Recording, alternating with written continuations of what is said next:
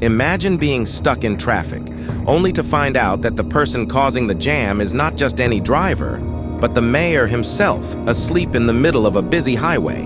What happens next is a shocking exchange between the police and the official, leading to an arrest that sparked controversy.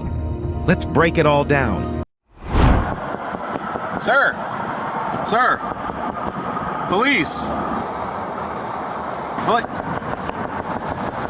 Open your door! Sir, open your door! Sir, police department, open your door! You're in the middle of the highway! Chicago police officers were in for a surprise when they found a car stopped in the middle of the Kennedy Expressway. The driver? None other than Nathaniel George Booker, the mayor of Maywood, Illinois. When officers approached, Booker was completely unresponsive, leading to concerns about his safety and the safety of everyone else on the road. Sir, do you need an ambulance? You understand do you know where you are right now? If that's what you want me to do, yes.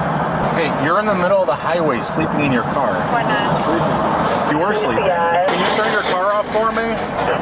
Okay, do you have where's the key fob at? No, don't turn it on. Keep it off. Look at me. Hey, do you know where you are right now? At first, Booker doesn't respond. The officers knock, yell, and try to get his attention. When he finally wakes up, he seems confused about his surroundings, a common sign of intoxication. Booker finally opens the door, looks dazed. Officers ask if he needs medical attention. Now here's where things start getting interesting. The officers ask if he needs medical help, but Booker insists he's fine. However, his slow responses, slurred speech, and confusion tell a different story.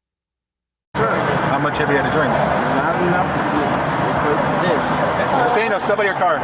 You can't be in your car right now. All right, have a seat in my squad car, okay? Do I need to know my attorney? Sorry? Do I need to know my attorney? No, we need to get you out of the highway. No. I'm not trying to be funny. Do I need to know my attorney right now? Like, and I'm not trying to be funny. No, for your safety and everybody here, I'm we need to get you out of the highway. You're in the middle of the highway, we need to get you out of the highway. Right. Does that make sense? So it does. Okay. Do I need to contact my attorney? Because I'm not drunk. For your well-being, I'm not trying to be some crazy person. Okay. I'm literally a mayor of a attorney now. I went to a fundraiser. We're trying to get everyone here off the highway. We're in the middle of the highway. Literally crazy. And we need to get off of it. I'm not some crazy person. I'm not saying you're crazy. Right, and I agree with you there. I'm saying that we need to get off the highway. Why don't we just get you off the highway really quick? We're just trying to get you out of the highway. paramedic here. I need to get you off this highway. I would love to do that to them. What am I accepting, really? You're accepting to let me take a look at you. What you're accepting. But I'm not doing anything crazy. Have you been drinking today? I had a drink at a fundraising. Just one drink. No, I had a drink at a fundraising event. All right. Well, if we get you off the highway. So we're not. If we get you off the highway, 2 minutes, and then we can talk. There's a lot of danger here right now. Here, come over here. Come over here. We're gonna get you off the highway. Booker tries to brush it off, claiming he wasn't sleeping. But officers know better. They see this type of situation all the time. Someone behind the wheel, confused, with clear signs of impairment. Officers questioning him about alcohol consumption. Finally, Booker admits he had been drinking at a fundraiser. But when asked how much, his answers remain vague. Not enough, he says. But anyone who understands DUI stops knows that's a red flag. That the fire department and the state police can clear the highway up. I would love to do that. Okay, come on, let's go in my car. You're not under arrest. No, I'm not going in my car. I'm not. We have I'm not to. going in my car. No, I don't have to. I'm literally just trying to figure out. Now here's where things take a turn. Despite clear concerns from officers, Booker refuses to cooperate fully. He doesn't want to get in the squad car. He doesn't want to take a breathalyzer, and he even starts mentioning legal representation. Officers explaining that they need to get him off the highway. Booker continues to argue. Instead of understanding the danger he's in, Booker questions the officers. He claims they're treating him unfairly and even reminds them of his status as mayor. But laws apply to everyone, even public officials. What do you want me to do that doesn't equate me to trusting getting into a car? That's the only option because we can't let you drive. That's not the only option. I would walk wherever you want me to walk. You can't walk along the highway. It's unsafe. Okay. I'm not getting into that car. Nathaniel, I don't want to have to handcuff. Everything's we already usually recording, Nathaniel, so you don't trust us. Our body cams are on. You understand that, right? I understand 4 body cams on.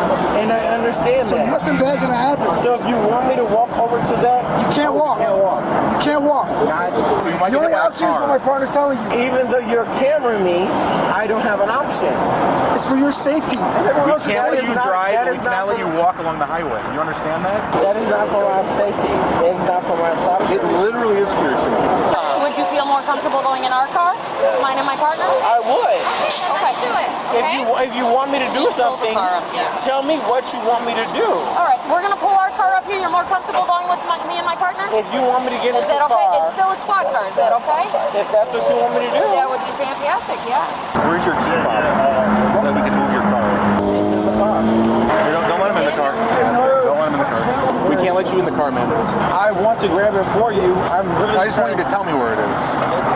Come on, man. Like, I'm not trying to be difficult. but I'm not trying to be difficult either, right? We'll find it, okay? Here, just follow this officer. Here, we'll go. No, I'm honestly, I want an attorney. I want my attorney. Sir, it's We're becoming gonna a be very whole nice to you, problem. very patient. There's people here that probably need to get home, want to get home from work. I really their want loved to ones. trust y'all, but Oh, it's okay. Here, you want to open the door? This is on your turf. Go ahead. You can get in the car. I'll shine the light in there. why am I opening my car? What? Why am I opening this door? So you can take a seat so then we can take you to the street. Because we're of blocking what? so much Because of traffic. what? Because we're blocking traffic. Careful. Watch your step. All right. Good job. There you go. You have no medical problems I should know about? No. You don't take any medication? No. Are you under the And I care wish I felt that this was for my safety. Are you under the care of a doctor or anything? No. Any speech abnormalities, impairments No. you're aware of? So nothing wrong with your feet, your legs, No. your back, your head? No recent head injuries? No. So no, you're a perfectly healthy individual? Yes. All right, let me ask you this. Do you have kids? I have nieces and nephews. Hey, would you drive a car with your nieces and nephews in it right now? Yes. You would? I would. So how much did you ever drink? An informed professional would have to say that. What does that mean? I'm not going to do this game. Like, this is ridiculous. Okay, so I want to make... So let me say this. Okay, go ahead. No, I'm not some crazy person. I'm not saying you're crazy. No, I get that. That's it. What I say? This is dumb. Okay, let me explain why we're here. You fell asleep in your car in the middle of the expressway, in the middle lane. When we showed up, you were still sleeping.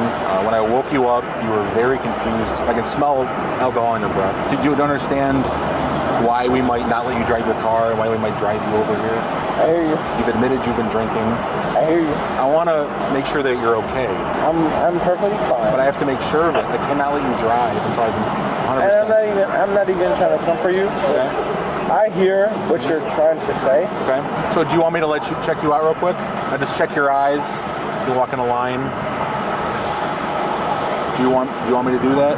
I don't find it. I'm sorry? I do not decline it. So what I want you to do is put your feet together, your arms down to your side, and you're going to keep your head perfectly still. Do not move your head. And you're going to follow the tip of my pen with your eyes and your eyes only. You understand? Okay.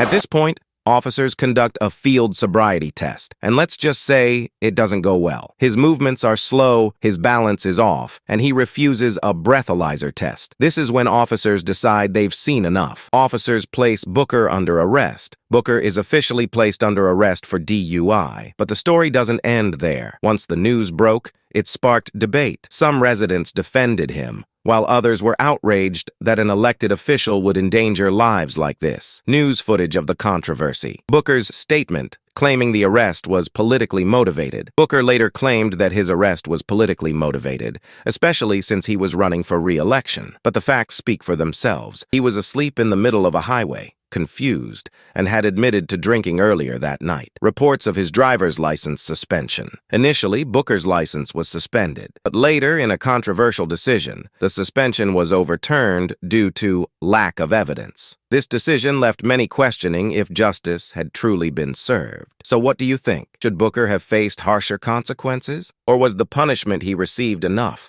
Let us know in the comments below.